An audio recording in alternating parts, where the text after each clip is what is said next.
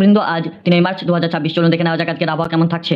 মার্চের শুরুতেই দোল উৎসবের মেতে উঠেছে বঙ্গবাসী, কিন্তু আবহাওয়ার খামখেয়ালিপনায় স্বস্তির বদলে অস্বস্তি বাড়ছে জীবনযাপনে। একদিকে শীতের বিদায়ের ঘণ্টা বেজে উঠেছে, অন্যদিকে মেঘলা আকাশ, ভ্যাপসা গরমে নাজাল দক্ষিণবঙ্গ। তবে উত্তরবঙ্গে উৎসবের দিনেই বৃষ্টির পূর্বাভাস জারি করল আলিপুর আবহাওয়া দপ্তর। আজ মঙ্গলবার 3 মার্চ 2026 রাজ্যের আবহাওয়া দেখে নিন।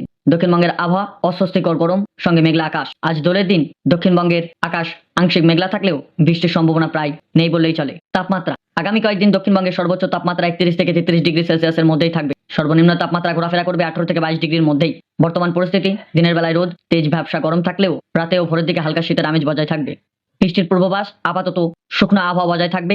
মার্চের দ্বিতীয় সপ্তাহে ঝাড়গ্রাম সহ পূর্ব পশ্চিম মেদিনীপুরে হালকা বৃষ্টির সম্ভাবনা রয়েছে। 8 ও 9 মার্চ উত্তরবঙ্গের আবহাওয়া বৃষ্টির প্রকৃতি তুষারপাত। দক্ষিণে যখন গরমে পড়ছে, উত্তরবঙ্গে তখন বৃষ্টির পূর্বাভাস দিল আলিপুর আবহাওয়া দপ্তর। বৃষ্টির সঙ্গে তুষারপাত। আজ দার্জিলিং সহ কালিম্পংকে পার্বত্য এলাকায় বজ্রবিদ্যুৎ সহ হালকা থেকে মাঝারি বৃষ্টির সম্ভাবনা রয়েছে।